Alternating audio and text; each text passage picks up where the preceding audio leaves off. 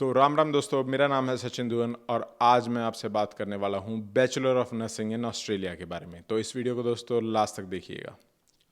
तो भाई आज बात कर रहे हैं कि अगर आप इंडिया में अभी हो और आप बैचलर ऑफ नर्सिंग करने की प्लान कर रहे हो, आप 11th-12th में हो, आप बैचलर ऑफ नर्सिंग करने की प्लान कर रहे हो, या आपके बच्चे अभी 11th-12th में हैं और आप उनके लिए बैचलर ऑफ नर्सिंग सोच रहे हो कि ऑस्ट्रेलिया से करवाते हैं क्योंकि हमने सुना है कि बहुत अच्छा स्कोप है, जो कि है। मैं जब इंडिया था, मैंने जब अपनी बैचलर ऑफ नर्सिंग की थी तो मुझे फ़ॉरेन का पता आने का ही इंटरेस्ट इस वजह से हुआ था क्योंकि स्कोप काफ़ी अच्छा था, सैलरी काफ़ी अच्छी है और लाइफ काफ़ी अच्छी है। अब भाई उसके लिए आपको करना क्या क्या चाहिए, कैसे आप इजीली आपकी प्रोसेस रह सकती है, उसके ऊपर थोड़ा डिस्कस करते हैं। अब अगर मैं 10th या 11th में हूँ तो मैं पहले तो अपनी देखूंगा कि मेरी 12th कैसी जा रही है। आप थोड़ा लेके चलो प्लान क्या हो सकता है, पर आपका फोकस 12th पे होना चाहिए सबसे पहले। तो भाई आपके 12th में मिनिमम मैं कहूँगा 65 अबव मार्क्स लेके आओ। 65%, 70% आपके हो तो और भी अच्छा है, क्योंकि ये आपकी स्कॉलरशिप दिलाने में मदद करेगी आपको भाई। स्कॉलरशिप भी और कुछ यूनिवर्सिटीज़ तो ज़्यादा कम परसेंटेज वालों को लेती ही नहीं है। ठीक है, मैं अपने 12th पे फोकस करूँगा सबसे पहले। और साथ में लेकिन ये होगा कि मैं एक एजेंट के पास जाऊँगा, एजेंट से बात करूँगा कि मेरे को फंड्स का कैसे कैसे ऑप्शन होगा। तो मैं पेरेंट्स को भी कहना चाहूँगा कि जी आप एजेंट्स के पास जाओ, आप उनसे पूछो कि मेरे को मेरे बच्चे को 1 साल बाद ऑस्ट्रेलिया भेजना है भाई, हैं तो मुझे ये बता दे कि मेरे को फंड्स कैसे कैसे तैयार करने हैं, क्या क्या चीज़ें होनी चाहिए। अब क्योंकि फ़ंड्स का भी ऐसा सीन है कि दिल से यू कि आपके पास 3 से 6 महीने पुराने फ़ंड्स होने चाहिए। फ़ंड्स में भी क्या क्या भाई, फ़ंड्स में आपका 1 साल की फ़ीस, 1 साल का आपका एक्सपेंस और 1 साल का आपका, 1 साल का नहीं लगा लो, जो एयर फेयर है आपका ऑस्ट्रेलिया आने का वो होना चाहिए।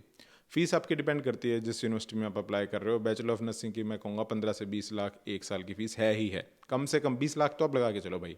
क्योंकि बात की हमने अभी फंड्स की, फंड्स के बाद आपको क्या करना है, जैसे आपने फंड्स की सारी बात कर ली एजेंट से, फिर आपके जो 12th होती है, 12th होते ही भाई आप सीधा ये पहले तो ये डिसाइड कर लो कि आपको पीटी करना है या नाटी करना है। अगर आपको पीटी करके ऑस्ट्रेलिया आना है तो सीधा भाई पीटी की तैयारी करने लग जाओ। मैंने तो जिस दिन अपना एग्जाम कंप्लीट हुए थे उससे 2 दिन बाद मैं अपना पीटी की प्रिपरेशन करने चला गया था। आप पीटी प्रिपरेशन करते करते भाई एक और काम करो, एजेंट के पास जाओ, उसको कहो कि भाई मेरा कंडीशनल ऑफर लेटर अप्लाई कर दो।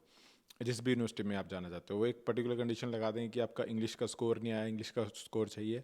जैसे आपका स्कोर आ जाएगा फिर आप वो स्कोर दे दोगे, फिर आपको वो conditional offer letter, unconditional offer letter दे देंगे जिसमें आपको फिर फीस भरनी होगी। फीस भरने के बाद भाई जैसे आप फीस भर दो तो आपको सीओई मिलेगी। सीओई के साथ साथ आपको क्या करना है, आपको मेडिकल करवाना होगा। आपका मेडिकल करवाओ भाई, उसके बाद वीज़ा अप्लाई कर दो। जैसे ही आप वीज़ा अप्लाई करते हो, अब इसमें एक और बात आता हूँ भाई, थोड़ा 12th के राउंड चलते हैं। जब आप 12th में हो, अब आपको भाई मार्क्स कितने चाहिए होते हैं, 65 अबव हर यूनिवर्सिटी मांगेगी भाई। जितने ज़्यादा मार्क्स होंगे उतनी ज़्यादा अच्छे स्कॉलरशिप मिल सकेगी। कुछ यूनिवर्सिटीज़ 15% देंगी, कुछ यूनिवर्सिटीज़ 20% देंगे, डिपेंड्स। कुछ यूनिवर्सिटीज़ क्या पता 5% दे, क्या पता दे ही ना।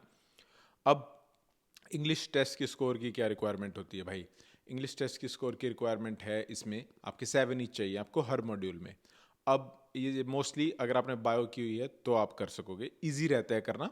वैसे अगर आपने लगा लो अकाउंटिंग या कॉमर्स या नॉन मेडिकल बैकग्राउंड हुआ है, तो मैं अगर आपकी जगह होता मैं क्या करता, मैं कोई और स्टडी लेके आता और फिर आकर यहाँ चेंज करवाता। लेकिन उसके लिए भी आपकी इंग्लिश स्कोर की रिक्वायरमेंट सेम रहती है। अब जैसे ही आपका लगा लो सीओई आ गई है, आपने मेडिकल करवा लिया, फिर आपका वीज़ा आ जाता है। वीज़ा आने के बाद भाई एक सवाल रहता है कि हम कितने दिन पहले ऑस्ट्रेलिया आ सकते हैं। ऑस्ट्रेलिया आ सकते हो भाई वो टेक्निकली आप 90 days before the commencement of your course, orientation से पहले।